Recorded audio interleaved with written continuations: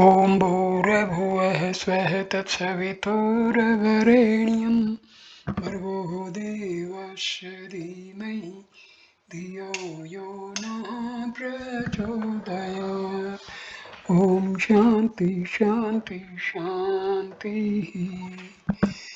Namaste my dear friends, this is video number 54 on the Gospel of Sri Ramakrishna Parmahamsa. This video starts with chapter number 48. Different aspects of Radha, Master. That is good. There are different aspects of Radha. In her sedative aspect, she was Chandravali. In her aspect of love, she participated in Sri Krishna's Leela at Vrindavan. Nanda Ghosh, Krishna's foster father, had the vision of the eternal Radha. First is the sedative Radha, then the Radha of love. If you go further, you will see the eternal Radha. It is like taking off the layers of an onion one by one. First the red layer, then the pink, then the white. Afterwards, you don't find any more layers. Such is the nature of the eternal Radha. Radha, the Absolute. There the discrimination following the process of not this comes to an end. There are two aspects of Radha Krishna, the absolute and the relative. They are like the sun and its days. The absolute may be likened to the sun and the relative to the rays. A genuine bhakta dwells sometimes on the absolute and sometimes on the relative. Both the absolute and the relative belong to one and the same reality. It is all one, neither two nor many. Author, Sir, why do they speak of the Krishna of Vrindavan and the Krishna of Mathura? Master, that is the view of the Goswamis. But the scholars of Upper India think differently. According to these scholars, there is only Krishna and no Radha. The Krishna of Dwarka is not associated with Radha. Author, Sir, Radha and Krishna are themselves the Supreme Brahma. Master, that is good, but you must remember that everything is possible for God. He is formless and again he assumes forms. He is the individual and he is the universe. He is Brahma and he is Shakti. There is no end to him, no limit, nothing is impossible for him. No matter how high the kites and vultures soar, they can never strike against the ceiling of the sky. Brahma is indescribable. If you ask me what Brahma is like, all I can say is that it cannot be described in words. Even when one has realized Brahma, one cannot describe it. If someone asks you what ghee is like, your answer will be ghee is like ghee. The only analogy for Brahma is Brahma. Nothing exists besides it. Saturday, October 31, 1885. Hari Ballav. Hari Ballav Bose, a cousin of Balram, came to see Sri Ramakrishna. He saluted the master respectfully. Hari Ballav was the government pleader at Cuttack. He did not approve of Balram's visiting the master, especially with the ladies of the family. Balram has Balram had said to his cousin, "You had better meet him first, then you can say whatever you like." Presently, the master and Hari Ballabh became engaged in conversation. "Master, can you tell me how I shall get well? Do you think this is a serious illness?" Hari Ballabh, "Sir, the doctors can tell you better than I about that." "Master, when the women take the dust off my feet, I say to myself that they are saluting God, who dwells inside me. I look at it in that way." Hari Ballabh, "You are a holy man. All should take the dust off your feet. What harm is there in that?" "Master, you may speak that way about sages like Dhruva, Prahlada, Narada, or Kapila. But who am I? Please come again." Hari Ballabh, "I shall certainly come because you attract me. You don't have to urge me." Hari Ballabh was about to depart. He saluted Sri Ramakrishna and was going to take the dust off the master's feet when Sri Ramakrishna moved his feet away. But Hari Ballabh persisted. He took the dust of Sri Ramakrishna's feet against the latter's wish. When he stood up, the master stood up too, to show him courtesy. The master said to him, "Balram feels unhappy because I do not go to his house. I thought of visiting you all there one day, but then I was afraid you might say to Balram, who asked him to come here." Oh. Hari Ballabh, "Who has been telling you the things? Please don't let such a thought enter your mind." Hari Ballabh departed. Master to him, "He is a devotee of God. Why else would he have forcibly take the dust of my feet? I told you the other day that in Samadhi I had seen Dr. Sarkar and another person. He is the other person, so he has come." Yes, sir, undoubtedly he is a Bhagata." Master, how zealous he is. Went to Dr. Sarkar's house to report Sri Ramakrishna's condition. The doctor talked to him about Sri Ramakrishna, Mahimacharan, and the other devotees. Doctor, Mahimacharan did not bring the book he promised to show me. He said he had forgotten all about it.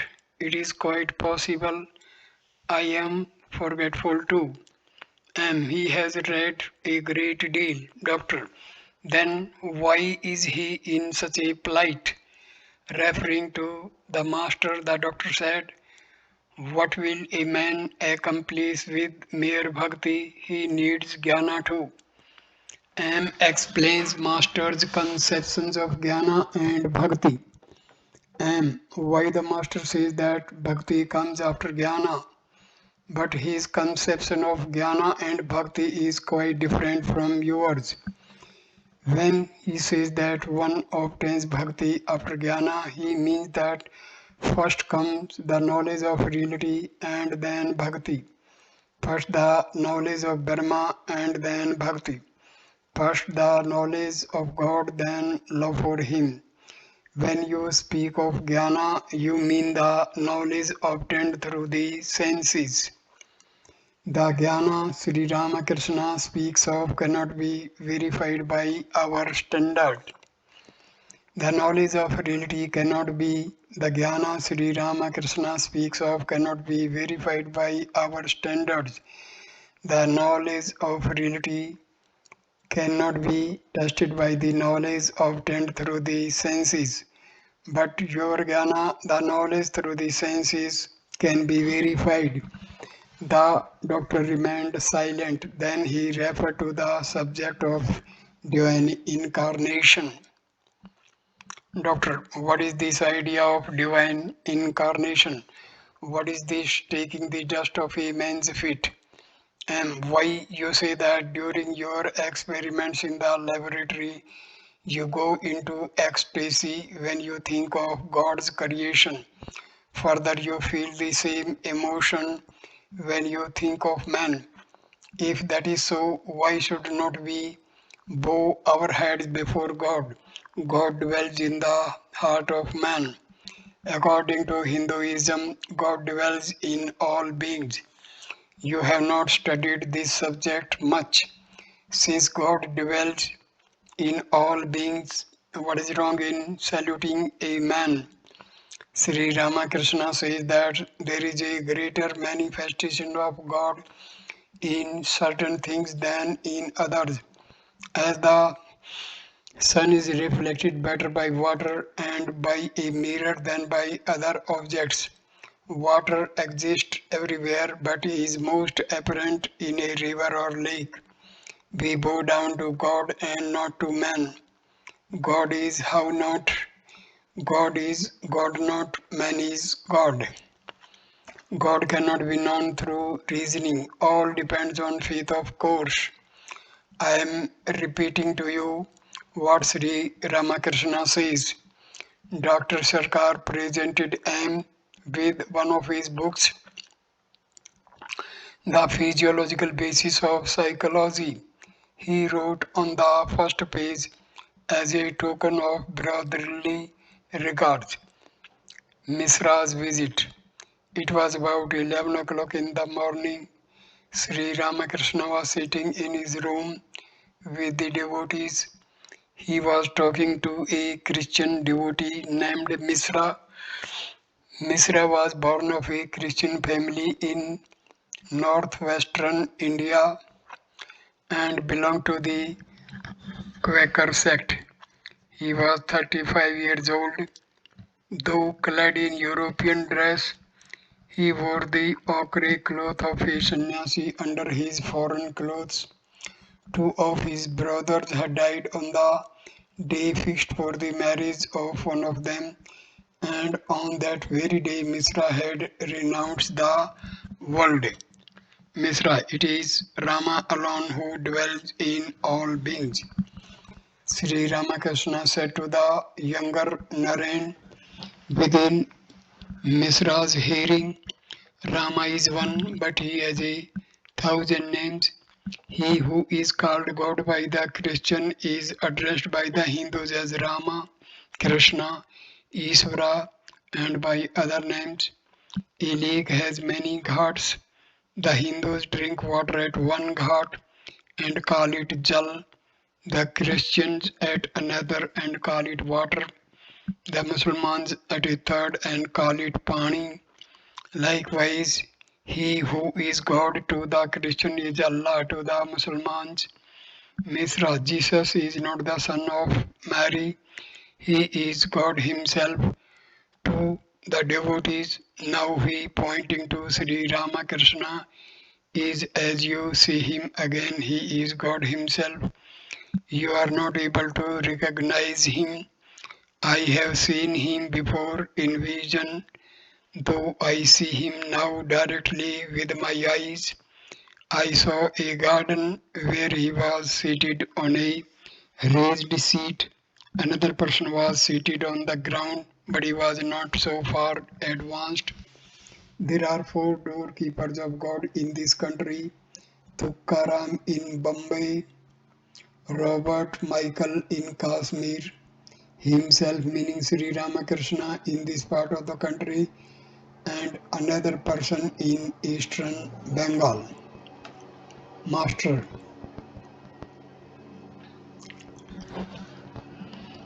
do you see visions? Misra, sir, even when I lived at home, I used to see light.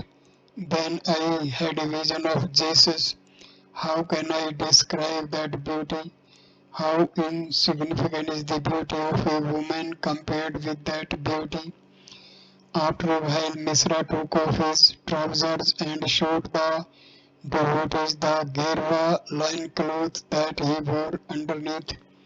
Presently, Sri Ramakrishna went out on the porch. Returning to the room, he said to the devotees, I saw him, meaning Misra, standing in a heroic posture.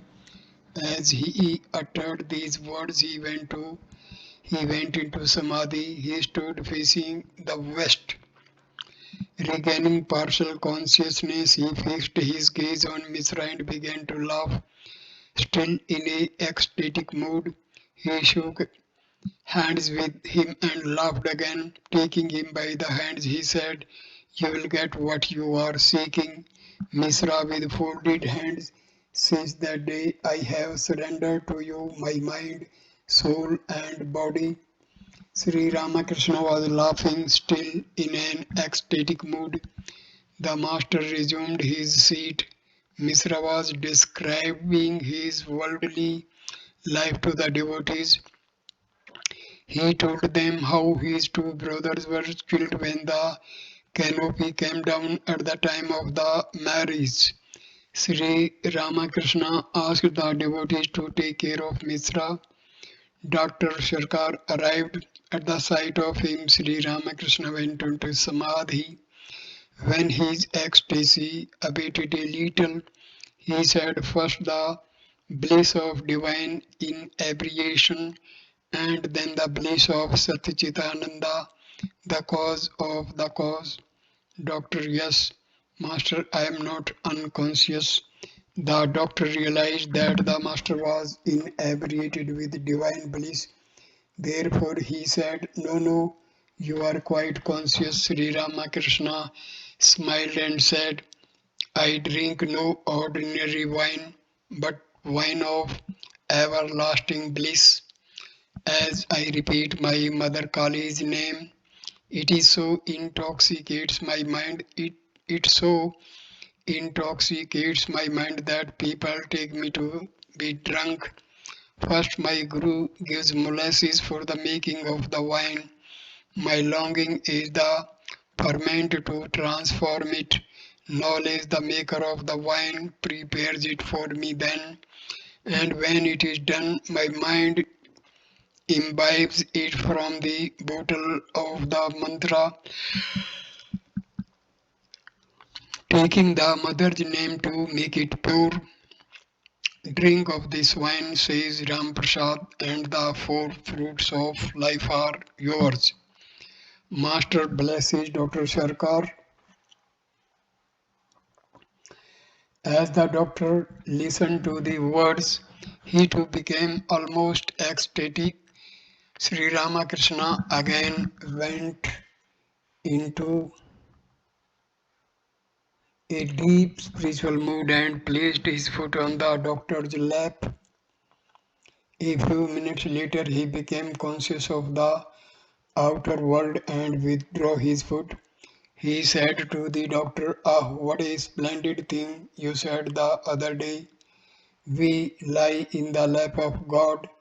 To whom shall we speak about our illness, if not to Him? If I must pray, I shall certainly pray to Him. As Sri Ramakrishna said these words, his eyes filled with tears. Again he went into ecstasy and said to the doctor, You are very pure, otherwise I could not have put my foot on your lap. Continuing, he said, He alone has peace who has tasted the bliss of Rama. What is this world? What is there in it? What is there in money, wealth, honor, or certain comforts? O mind, know Rama, whom else should you know? The devotees were worried to see the master's repeated ecstasies. In this state of ill health, he said, I shall be quiet if someone sings that song, The Wine of Heavenly Bliss. Narendra was sent for from another room. He sang in his sweet voice. Be drunk, O mind, be drunk with the wine of heavenly bliss. Roll on the ground and weep, chanting Hari's sweet name. Fill the arching heavens with your deep line roar.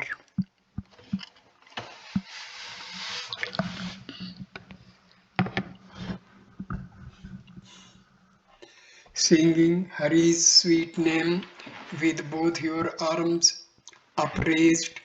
Dance in the name of Hari and give his name to all. Swim day and night in the sea of the bliss of Hari's love. Stay desire with his name and blessed be your life. Master, and that one upon the sea of blissful awareness. Narendra Singh, upon the sea of blissful awareness, waves of ecstatic love arise, rapture divine, play of God's bliss. Oh, how enthralling!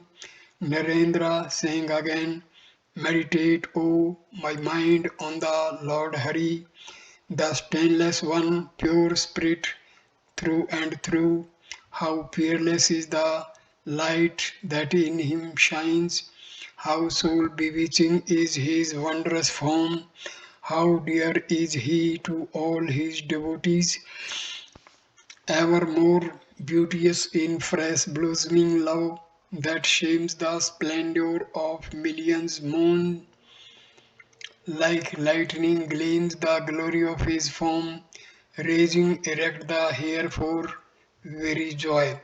Worship is fit in the lotus of your heart, with mind serene and eyes made radiant.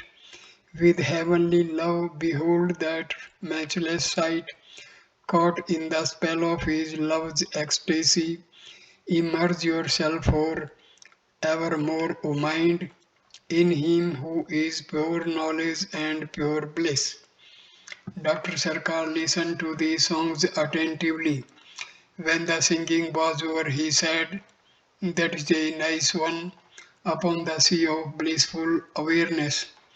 At the sight of the doctor's joy, Sri Ramakrishna said, the son said to the father, Father, you taste a little wine, and after that, if you ask me to give up drinking, I shall do so. After drinking the wine, the father said, Son, you may give it up. I have no objection, but I am certainly not going to give it up myself. The doctor and the others laughed. The other day, the Divine Mother showed me two men in a vision. He, meaning the doctor, is one.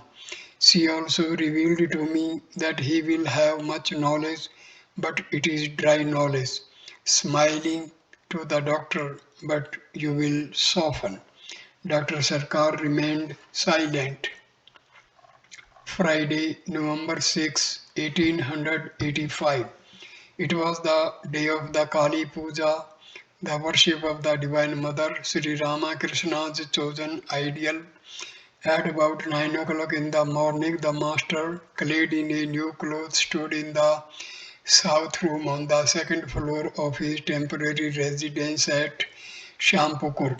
He had asked M to offer worship to Siddheswari at Kanthathniya in the central part of Calcutta, with flowers, green coconut sugar and other sweets.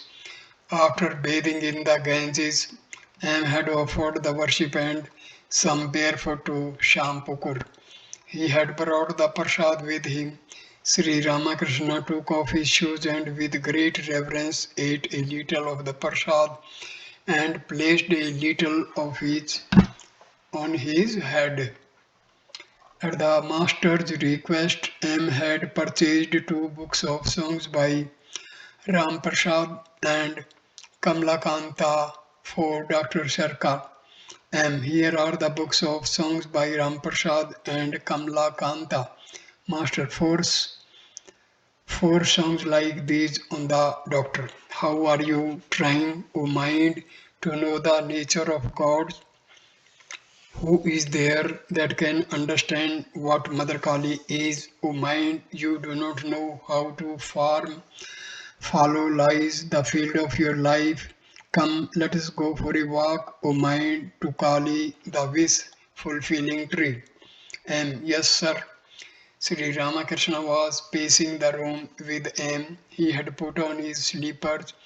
In spite of his painful illness, his face beamed with joy. Master, and this song is also very good. This world is a framework of illusion. And yes, sir. Suddenly, Sri Ramakrishna gave a start. He put aside his slippers and stood still. He was in deep samadhi. It was the day of the Divine Mother's worship. Was that why he frequently went into samadhi? After a long while, he sighed and restrained his emotion as if with great difficulty. It was about 10 o'clock. Sri Ramakrishna was seated on his bed, leaning against the pillow. The devotees sat around him. Ram, Rahal, Niranjan, Kalipada, M, and many others were present. Sri Ramakrishna was talking about his nephew Hirday. About Hirday. Master, Hirday is even now clamoring for land. He said to me one day while he was living with me at Dakshineshwar, give me a shawl or I will show you. The Divine Mother removed him from Dakshineshwar. He pestered the visitors for money. If he had stayed with me, all these people could not have come. That's why the mother removed him. R also began to act that way. He became he became querulous. When he was asked to accompany me in a carriage, he would hold back. He would be annoyed if the other youngsters come to me. If I went to Calcutta to see them, he would say, why should you bother about them? Will they renounce the world? If I wanted to offer refreshments to the other young boys, I would be afraid of R and said to him, take some yourself and then give it to them. I came to know that he would not stay with me. Thereupon I said to the Divine Mother, Mother, don't remove him altogether like Hirday. Then I came to know that he was going to Vrindavan. If R had stayed with me at that time, all these youngsters could not have mixed with me. He left for Vrindavan and these young boys began to visit me frequently. Or humbly, sir, that was not really in my mind. Ram to R. Do you think you understand your mind as he understands it? R remains silent, master to R. Why should you feel that way? I love you more than a father loves his son. Now please keep quiet. You no longer have that attitude. After a time, the devotees went to another room. Sri Ramakrishna sent for R and said to him, did you mind what I said? R, no sir. Sri Ramakrishna said to M, it is the day of the Kali Puja. It is good to make some arrangements for the worship. Please speak to the devotees about it. M went to the drawing room and told the devotees what the master had said. Kalipada and others busied themselves with the arrangements. About 2 o'clock in the afternoon, Dr. Sarkar arrived, accompanied by Professor Neelmani. The doctor listened to the report of the illness and prescribed medicine. Sri Ramakrishna said to him, these two books have been purchased for you. M handed him the books. The doctor wanted to hear some songs. At the master's bidding, M and another devotee sang, how are you trying, O mind, to know the nature of God? You are groping like a madman locked in a dark room. Then they sang, who is there that can understand what Mother Kali is? then the six darshanas are powerless to reveal her. It is she, the scriptures say, that is the inner self of the yogi who in self discovers all his joy. She that of her own sweet will inhabits every living thing. The macrocosm and microcosm rest in the mother's womb. Now do you see how was it? How was how vast it is. In the Muladhara, the yogi meditates on her, and in the Sahasrara, who but Shiva has beheld her as she really is. Within the lotus wilderness, she puts beside her meat, the swain. When man aspires to understand her, Ramprasad must smile. To think of knowing her, he says, is quite as laughable as to imagine one can swim across the boundless sea. But while my mind has understood, alas, my heart has not, though but a dwarf, it still would strive to make a captive of the moon. Again they sang, O mind, you do not know how to farm. Follow lies the field of your life. If you had only worked it well, how rich a harvest you might reap. Then come, let us go for a walk, O mind, to Kali, the wasteful, fulfilling tree, and there beneath it gather the four fruits of life. Dr. Sarkar said to Greece, that song of yours is very nice, the one about the Veena in the life of Buddha. At a hint for the master, Greece and Kalipada sang together. Behold my Veena, my dearly beloved, my lute of sweetest tone. If tenderly you play on it, the strings will waken at your touch to rarest melodies. They continued, we mourn for rest, alas, but rest can never find. We know not whence we come, nor when we float away. Time and again we treat this round of smiles and tears. In vain we pine to know whither our pathway leads and why we play this empty play. They sang again, hold me fast, O Nitai. I feel as if I shall pass away, bestowing Hari's name on man. I raised high waves in the river of my love, and now upon its raging stream I am carried helplessly. With grief my heart is laden down. Alas, Nitai, to whom shall I speak of it? Behold, I am swiftly borne away by the current of man's deep woe. Then they sang, Jagai Madhai, O come and dance, chanting Hari's name with fervor, and finally, come one and all, take Radhar's love. The high tide of her love flows by, it will not last for very long. Oh, come then, come ye, one and all. Listening to these songs, two or three of the devotees, among them Manindra and Latu, went into a spiritual mood. Latu was seated by Niranjan's side. When the singing was over, the master spoke with the doctor. The previous day, Dr. Pratap Majumdar had prescribed Nux vomica for the master. Dr. Sarkar was annoyed to hear of it. Doctor, to give him Nux vomica, why I am not dead yet. Master smiling, why should you die? God forbid, may your avidya die. Doctor, I never have any avidya. Dr. Sarkar understood avidya to mean mistress. Master smiling, oh no, I don't mean that. In the case of sannyasi, his mother, avidya, ignorance, dies giving birth to a child, viveka, discrimination. Hari Ballav arrived. Sri Ramakrishna said, I feel very happy when I see you.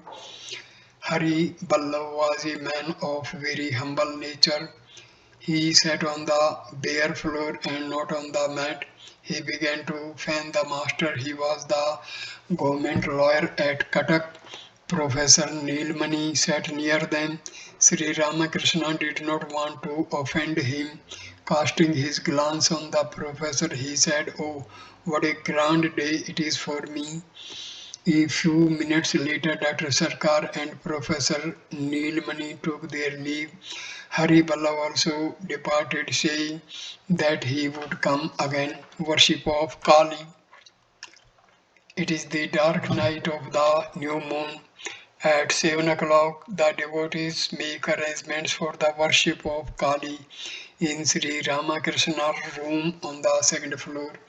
Flowers, sandal paste, vilva leaves, red hibiscus, rice pudding, and various sweets and other articles of worship are placed in front of the master. The devotees are sitting around him. There are present among others Sarat Sasi, Ram, Grace, Jonilal, M, Rakhal, Niranjan, and the younger Naren. Sri Ramakrishna asked a devotee to bring some incense. A few minutes later, he offers all the articles to the Divine Mother. M is seated close to him. Looking at him, he says to the devotees, Meditate a little. The devotees close their eyes. Presently, Girish offers a garland of flowers at Sri Ramakrishna's feet. M offers flowers and sandal paste. Rakhal Ram and other devotees follow him. Niranjan offers a flower at Sri Ramakrishna's feet, crying, Brahmahamayi, Brahmahamayi, and prostrates himself before him, touching the master's feet with his head. The devotees cry out, Jai Ma, hail to the mother. Manifestation of the Divine Mother through the master. In the twinkling of an eye, Sri Ramakrishna goes into deep samadhi. An amazing transformation takes place in the master before the very eyes of the devotees. His face shines with a heavenly light. His two hands are raised in the posture of granting boons and giving assurance to the devotees. It is the posture one sees in the images of the Divine Mother. His body is motionless, he has no consciousness of the outer world. He sits facing the north, is the Divine Mother of the universe manifesting herself through his person. Speechless with wonder, the devotees look intently at Sri Ramakrishna, who appeared to them to be the embodiment of the Divine Mother herself. The devotees begin to sing hymns, one of them leading and the rest following in chorus. Grace sings, Who is this woman with the thick black hair shining amidst the assembly of the gods? Who is she whose feet are like crimson lotuses planted on Shiva's chest? Who is she whose toenails shine like the full moon? Whose legs burn with the brightness of the sun? Who is she who now speaks soft and smiles on us, and now fills all the quarters of the sky with shouts of terrible laughter? Again, O Mother, Savior of the helpless, thou the slayer of sin, in thee do the three gunas dwell, sattva, rajas, and tamas. Thou dost create the world, thou dost sustain it and destroy it, binding thyself with the attributes, thou yet transcendest them, O thou, O Mother, art the all. Bihari sings, O Shama, thou who dost it upon a corpse, I beg thee, hear my heart's most fervent prayer, as my last breath forsakes this mortal flesh, reveal thyself within my heart, then in my mind from forest and from grove I shall gather thee red hibiscus flowers and scenting them with the sandal paste of love, shall lay them at thy lotus feet. M sings with the other devotees, O Mother, all is done after thine own sweet will. Thou art in truth self-willed, Redeemer of mankind. Thou workest thine own work, mean only call it theirs. They sing again, all things are possible, O Mother, through thy grace. Obstacles mountain high, thou makest to melt away. Thou whom of bliss to all thou givest peace and joy. Why then should I be made to suffer fruitlessly, brooding on the success or failure of my deeds? And again, O Mother ever blissful as thou art, do not deprive thy worthless child of bliss. My mind knows nothing but thy lotus feet. The king of death scowls at me terribly. Tell me, mother, what shall I say to him? They conclude, in dense darkness, O mother, thy formless beauty sparkles. Therefore the yogis meditate in dark mountain cave. Gradually Sri Ramakrishna came back to the consciousness of the outer world. He asked the devotees to sing, O Mother Shama, full of the waves of drunkenness divine. They sang, O Mother Shama, full of the waves of drunkenness divine. Who knows how thou dost sport in the world, the fun and frolic, and thy glance is put to shame the gods of love. When this song was over, Sri Ramakrishna asked the devotees to sing, Behold my mother playing with Shiva. The devotees sang, Behold my mother playing with Shiva, lost in an ecstasy of joy, drunk with a draught of celestial wine. She reels and yet she does not fall, master in deep ecstasy. Sri Ramakrishna tasted a little pudding to make the devotees happy, but immediately went into deep ecstasy. A few minutes later, the devotees prostrated themselves before the master and went into the drawing room. There they enjoyed the prasad. It was 9 o'clock in the evening. Sri Ramakrishna sent word to the devotees asking them to go to Surendra's house to participate in the worship of Kali. They arrived at Surendra's house on Shimla Street and were received very cordially. Surendra conducted them to the drawing room on the second floor. The house was filled with festive atmosphere and a veritable mart of joy was created with the songs and music of the devotees. It was very late at night when they returned to their homes after enjoying the sumptuous feast given by Surendra, the master's beloved disciple.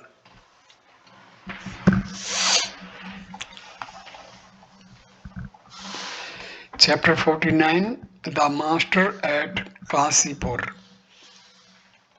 Wednesday, December 23, 1885. Master moved to Kasipur. On Friday, December 11, Sri Ramakrishna was moved to a beautiful house at Kasipur, a suburb of Calcutta. The house was situated in a garden covering about 5 acres of land and abounding in fruit trees and flowering plants. Here the final curtain fell on the master's life. At Kasipur, he set himself with redoubled energy to the completion of the work of spiritual ministration. He had begun long before at Dakshineswar.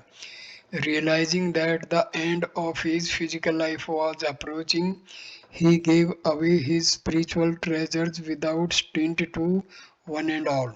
He was like one of those fruit sellers who bring their fruit to the marketplace, bargain at first about the prices, but then towards sunset when the market is about to close, give away the fruit indiscriminately. Here his disciples saw the greatest manifestation of his spiritual powers, predicting his passing away. Here they saw the fulfillment of his prophecies about his own end. I shall make the whole thing public before I go.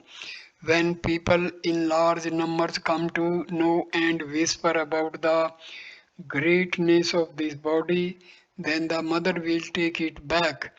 The devotees will be shifted into inner and outer circles towards the end, and so on. Here he predicted that a band of young disciples with Narendranath as their leader would in due course renounce the world and devote themselves to the realization of God and the service of humanity.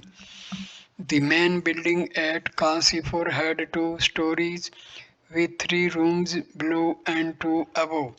The master occupied the central hall of the upper story. A small room to the left was used at night by his attendants. To the right of the hall was an open balcony where Sri Ramakrishna sometimes sat or walked. On the ground floor, a hall just below the master's and a small room to the right of it were used by the devotees, and a small room to the extreme left was occupied by the Holy Mother. In the garden compound were some outbuildings, two reservoirs, and pleasant walks.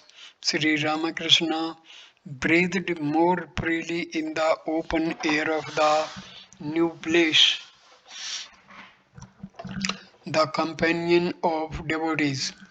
Almost all the devotees had gathered by this time. They had started coming to him in 1881. By the end of 1884, Sarat and Sasi had become known to the master, and since their college examinations in the middle of 1885, they had been visiting him almost daily. Grace Ghosh had first met the master in September 1884 at the Star Theatre. Since the beginning of the following December, he had been a constant visitor, and it was during the latter part of December 1884 that Sarda Prasanna first visited the master at the Dakshineshwar temple. Subodh and Kishore, Kishore, Kishore first visited him in August 1885. Kisrod first visited him in August 1885.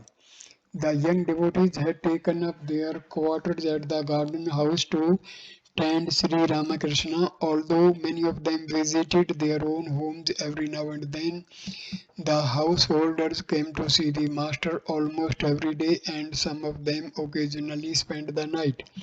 Master's love for devotees. On this morning of December 23, Sri Ramakrishna gave unrestrained expression to his love for the devotees.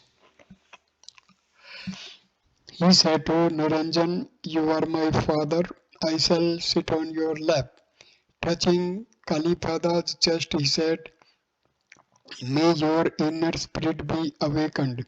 He stroked Kalipada's chin affectionately and said, "Whoever had sincerely called on God or performed his daily religious devotions will certainly come here." In the morning, two ladies received his special blessing. In state of samadhi, he touched their hearts with his feet. They shed tears of joy. One of them said to him, weeping, "You are so kind." His love this day really broke all bounds. He wanted to bless Gopal of Sinti and said to a devotee, "Bring Gopal here."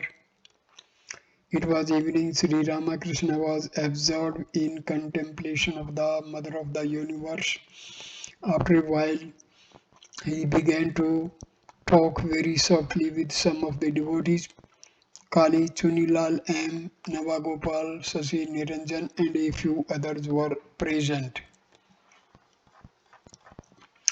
Master to M, buy a stool of me, what will it cost? Between 2 and 3 rupees, master. If a small wooden seat cost only 12 annas, why should you have to pay so much for a stool? Perhaps it won't cost so much. Master, tomorrow is Thursday. The latter part of the afternoon is inauspicious. Can't you come before 3 o'clock? Yes, sir, I shall. Master, well, can you tell how long it will take me to recover from this illness? It has been aggravated a little and will take some days. Master, how long? Perhaps 5 to 6 months. Hearing this, Sri Ramakrishna became impatient like a child and said, so long, what do you mean? I mean, sir, for complete recovery. Significance of the master's illness. Master, oh, that I am relieved. Can you explain one thing? How is it that, in spite of all these visions, all this ecstasy and samadhi, I am so ill, and your suffering is no doubt great, but it has a deep meaning. Master, what is it? A change is coming over your mind. It is being directed toward the formless aspect of God. Even your ego of knowledge is vanishing. Master, that is true. My teaching of others is coming to an end, and I cannot give any more instruction. I see that everything is Rama himself, and sometimes I say to myself, whom shall I teach? You see, because I am living in a rented house, many kinds of devotees are coming here. I hope I shall not have to put up a signboard like Shashadhar or Krishna Prasanna Sen announcing my lectures, the master and am love. And there is yet another purpose in this illness.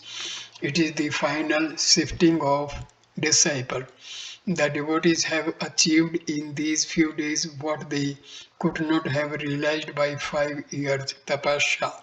Their love and devotion are growing by leaps and bounds. Master, that may be true, but Niranjan went back home to Niranjan. Please tell me how you feel. Niranjan, formerly I loved you, no doubt, but now it is impossible for me to live without you. And one day I found out how great these young men were, master, were. And sir, one day I stood in a corner of the house at Shamapokar and watched the devotees. I clearly saw that every one of them had made his way here through almost insurmountable obstacles and given himself over to your service. As Sri Ramakrishna listened to these words, he became abstracted. He was silent a few moments. Presently, he went into samadhi. Regaining consciousness of the outer world, he said to him, I saw everything passing from form to formlessness. I want to tell you all the things I saw, but I cannot. Well, this tendency of mine towards the formless is only a sign of my nearing dissolution. Is not that so? And wonderingly it may be, Master. Even now I am seeing the formless, indivisible Satchit Ananda just like that. But I have expressed my feelings with great difficulty. What you said about the shifting of disciples was right. This illness is showing who belong to the inner circle and who to the outer. Those who are living here renouncing the world belong to the inner circle, and those who pay occasional visits and ask, how are you, sir, belong to the outer circle. Did not you notice Bhavnath? The other day he came to Shamapukar dressed as a bridegroom and asked me, "How are you?" I have not seen him since I show him love for Narendra's sake, but he is not in my thought anymore. Different classes of devotees. To M. When God assumes a human body for the sake of his devotees, many of his devotees accompany him to this earth. Some of them belong to the inner circle, some to the outer circle, and some become the suppliers of his physical needs. The great visions. I experienced one of my first ecstasies when I was 10 or 11 years old as I was going through a meadow to the shrine of Vasalakshi. But a vision I became completely unconscious of the outer world. I was 22 or 23 when the Divine Mother one day asked me in the Kali temple, "Do you want to be Aksara?" I did not know what the word meant. I asked Haldhari about it. He said Aksara means Jiva, living being. Aksara means Paramatman, the Supreme Soul. At the hour of the evening worship in the Kali temple, I would climb to the roof of the Kuthi and cry out, "O devotees, where are you all? Come to me soon." I shall die of the company of worldly people. I told all this to the Englishmen. They said it was all an illusion of my mind. Perhaps it is, I said to myself and became calm. But now it is all coming true. The devotees are coming. Five suppliers of the Master's needs. The Divine Mother also showed me in a vision the five suppliers of my needs. First Mathur Babu and second Sambhu Malik, whom I had not then met. I had a vision of fair-skinned man with a cap in his head on his head. Many days later, when first met Sambhu, I recalled that vision. I realized that it was he whom I had seen in that ecstatic state. I have not yet found out the three other suppliers of my bonds, but they were all of a fair complexion. Surendra looks like one of them. When I attained this state of God consciousness, a person exactly resembling myself thoroughly shook my Ida, Pingla, and Susmana nerves. He clicked with his tongue each of the lotuses of the six centers and whose drooping lotuses at once turned their faces upward, and at last the Sahasrara lotus became full blown. Masters foreseeing of the coming of devotees. The Divine Mother used to reveal to me that nature of the devotees before their coming. I saw with these two eyes not in a trance the Kirtan party of Chaitanya going from the banyan tree to the bakul tree in the Panchavati. I saw Balram in the procession and also I think yourself, meaning M. Chuni's spiritual consciousness and yours too have been awakened by frequent visits to me. In a vision, I saw that Sasi and Sarath had been among the followers of Christ. Under the banyan tree in the Panchavati, I had vision of a child. Here they said to me, "Then his son will soon born to you." I said to him, "But I regard all women as mother. How can I have a son? That child is Rakhal." I said to the Divine Mother, "O Mother, since since You have placed me in this condition, provide me with a rich man. That's why Mathur served me for 14 years, and in how many different ways at my request he arranged a special storeroom for the sadhus. He provided me with courage and planquin, and whatever I asked him to give to anyone, he gave. The Brahmini identified him with Pratap Rudra. Vijay had a vision of this form meaning himself. How do you account for it? Vijay said to me, I touched it exactly I am touching you now. Latu counted 31 devotees in all. That's no many. That is not many. But a few days more are becoming devotees through Vijay and Kedar. It was revealed to me in a vision that during my last days I should have to live on pudding. During my present illness, my wife was one day feeding me with pudding. I burst into tears and said, is this my living on pudding near the end and so painfully?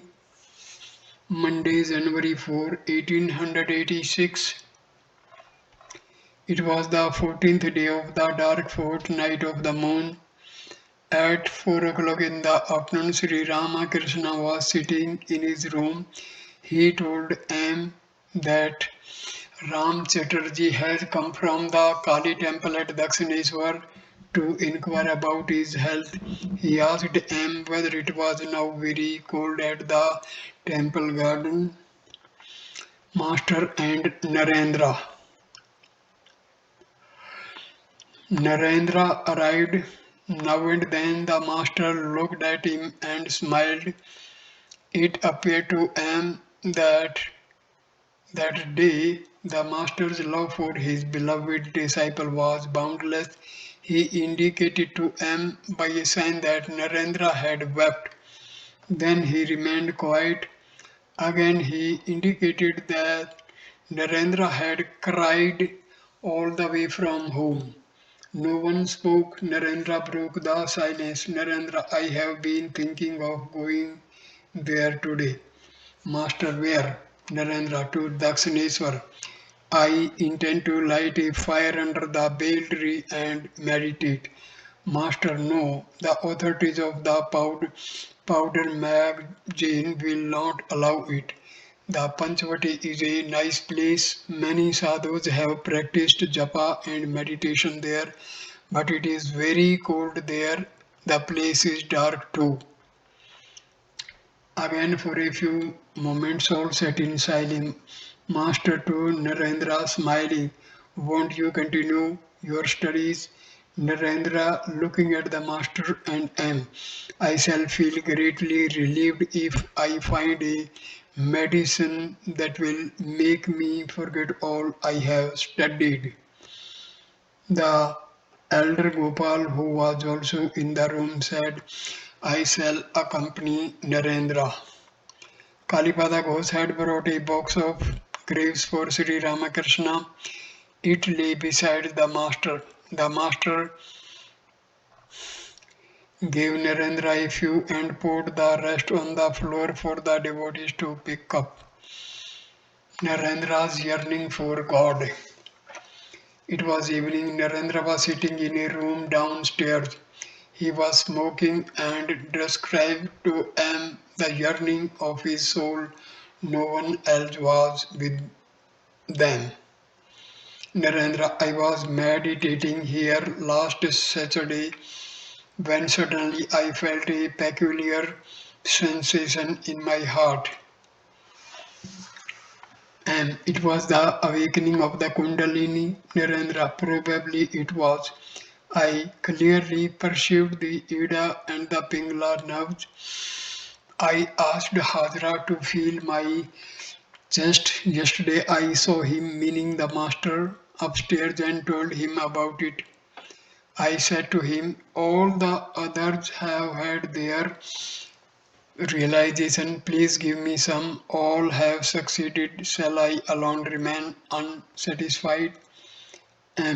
What did he say to you, Narendra? He said, why don't you settle your family affairs first and then come to me? You will get everything. What do you want? I replied, it is my desire to remain absorbed in samadhi continually for 3 or 4 days, only once in a while coming down to the sense plant to eat a little food. Thereupon he said to me, you are a very, very small minded person. There is a state higher than that. All that exists art thou. It is you who sing that song. M. Yes, he always says that after coming down from his samadhi, one sees that it is God Himself who has become the universe, the living beings, and all that exists. The Isvara Kotis alone can attain that state. An ordinary man can at the most attain samadhi, but he cannot come down from that state. Narendra, the master said, settle your family affairs and then come to me. You will attain a state higher than samadhi. I went home this morning. My people scolded me saying, why do you wander about like a vagabond? Your law examination is near at hand and you are not paying any attention to your studies. You wander about aimlessly. Did your mother say anything? Narendra, no, she was very eager to feed me. She gave me venison. I ate a little, though I did not feel like eating meat. And then, Narendra, I went to my study at my grandmother's. As I tried to read, I was seized with a great fear, as if studying were a terrible thing. My heart struggled within me. I burst into tears. I never wept so bitterly in my life. I left my books and ran away. I ran along the streets. My shoes slipped before my feet. I did not know where. I ran past a haystack and got hay all over my body. I kept on running along the road to Kansipur. Narendra remained silent a few minutes and then resumed. Narendra, since reading the Viveka Chudamani, I have felt very much depressed. In it, Shankaracharya says that only through great tapasya and good fortune does one acquire these three things: a human birth, the desire for liberation, and refuse with a great soul. I said to myself, I have surely gained all these three. As, as a result of great tapasya, I have been born a human being. Through great tapasya, again, I have the desire for liberation, and through great tapasya, I have secured the companionship of such a great soul. And his intense dispassion. Narendra, I have no more taste for the world. I do not relish the company of those who live in the world, of course, with the exception of one or two devotees. Narendra became silent again. A fire of intense renunciation was burning within him. His soul was restless for the vision of God. He resumed the conversation. Narendra to him, you have found peace, but my soul is restless. You are blessed indeed. M did not reply but sat in silence. He said to himself, Sri Ramakrishna said that one must pant and pine for God. Only then may one have the vision of Him. Immediately after dusk, M went to and went upstairs. Sri Ramakrishna, he found Sri Ramakrishna asleep. It was about 9 o'clock in the evening. Niranjan and Sasi were sitting near the master. He was awake. Every now and then he talked of Narendra, Master. How wonderful Narendra's state of mind is. You see, this very Narendra did not believe in the forms of God, and now you see how his soul is panting for God. You know that story of the man who asked his guru how God could be realized. The guru said to him, "Come with me, I shall show you how one can realize God." Saying this, he took the disciple to a lake and held his head under the water. After a short time, he released the disciple and asked him, "How did you feel?" "I was dying for a breath of air," said the disciple. When the soul longs and yearns for God like that, then you will know that you do not have long to wait for his vision. His rosy color on the eastern horizon shows that the sun will soon rise. This day, Sri Ramakrishna's illness was worse. In spite of much suffering, he said many things about Narendra, though mostly by means of signs. At night, Narendra left for Dakshineshwar. It was very dark. Being the night of the new moon, he was accompanied by one or two devotees and spent the night at the Kansipur garden. He dreamed that he was seated in an assembly of sannyasis. Tuesday, January 5, 1886. Sri Ramakrishna was sitting on his bed and talked to him.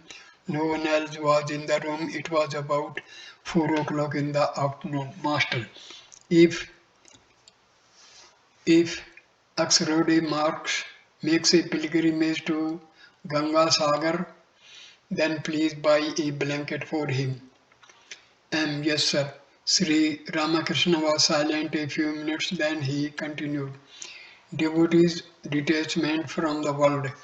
Master, well, can you tell me what is happening to these youngsters? Some are running off to Puri and some to Ganga Sagar. All have renounced their homes. Look at Narendra. When a man is seized with the spirit of intense renunciation, he regards the world as a deep well and his relatives as venomous cobras. And yes, sir, life in the world is full of suffering. Master, yes, it is the suffering of hell, and that from the very moment of birth. Don't you see what a trouble one's wife and children are? And yes, sir, you, your, you yourself said these youngsters have no relationship whatsoever with the world. They owe nothing to the world, nor do they expect anything from it. It is the sense of obligation that entangles a man in the world. Master, don't you see how Niranjan is? His attitude toward the world is this: here, take what is thine and give me what is mine. That's all. He has no further relationship with the world. There is nothing to pull him from behind. Women and gold alone is the world. Don't you see that if you have money, you want to lay it by? And burst out laughing. Sri Ramakrishna also laughed. And one thinks a great deal before taking the money out. Both laughed. But once you said at Dakshineshwar that it is quite different if one is able to live in the world free from three gunas. Master, yes, like a child. And yes, sir, but it is exceedingly difficult. It requires tremendous power. Sri Ramakrishna remained silent. And Yesterday they went to Dakshineswar to meditate. I had a dream. Master, what did you dream? And I dreamed that Narendra and some others had become sannyasis. They were sitting around a lighted fire. I too was there. They were smoking tobacco and blowing out puffs of smoke. I told them that I could smell hemp. Master, mental renunciation is the essential thing that too makes one a sannyasi. Sri Ramakrishna kept silent a few minutes and then went on. Master, but one must set fire to one's desire. Then alone can one succeed. And you say to the Pandit of the Marwadis from Bada Bazar that you had the desire for bhakti. Is not the desire for bhakti to be counted as a desire, Master? No, just a hinge greens are not to be counted as greens. Hinge restrains the secretion of bile. Well, all my joy, all my ecstasy, where are they now? And perhaps you are now in the state of mind that the Gita describes as beyond the three gunas. Sattva, Rajas, and Tamas are performing their own functions, and you yourself are unattached, attached even to Sattva. Master, yes, the Divine Mother has put me into the state of a child. Tell me, won't the body live through this illness? The master and I became silent. Narendra entered the room. He was going home to settle his family affairs. Since his father's death, Narendra had been in great distress about his mother and brothers. Now and then they had been threatened with starvation. Narendra was the family's only hope. They expected him to earn money and feed them. But Narendra could not appear for his law examination. He was passing through a state of intense renunciation. He was going to Calcutta that day to make some provisions for the family. A friend had agreed to lend him 100 rupees that would take care of the family for 3 months. Narendra, I am going home to M. I shall visit Mahimacharan on the way. Will you come with me? M did not want to go. Looking at M, Sri Ramakrishna asked Narendra why. Narendra, I am going that way, so I shall stop at Mahima's place and have a chat with him. Sri Ramakrishna looked at Narendra intently. Narendra, a friend who comes here said he would lend me 100 rupees that will take care of the family for 3 months. I am going home to make that arrangement. Sri Ramakrishna remained silent and looked at M. M to Narendra. No, you go ahead. I shall go later. Thursday, March 11, 1886. It was 8 o'clock in the evening. Sri Ramakrishna was in the big hall on the second floor. Narendra, Sasi, and M. Surat and Elder Gopal were in the room. Sri Ramakrishna was lying down. Surat stood by his bed and fanned him. The master was speaking about his illness. Master, if some of you go to Dakshineswar and see Bholanath, he will give you a medicinal oil and also tell you how to apply it. The elder Gopal, then we shall go for the oil tomorrow morning. And if someone goes this evening, he can bring the oil. Sasi, I can go, master, opening to pointing to Sarat, he may go. After a time, Surat set out for Dakshineswar to get the oil from Bholanath.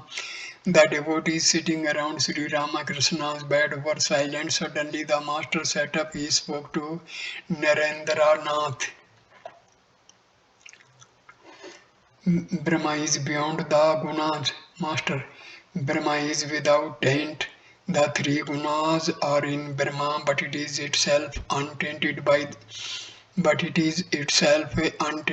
them. You may find both good and bad smells in the air, but the air itself is unaffected.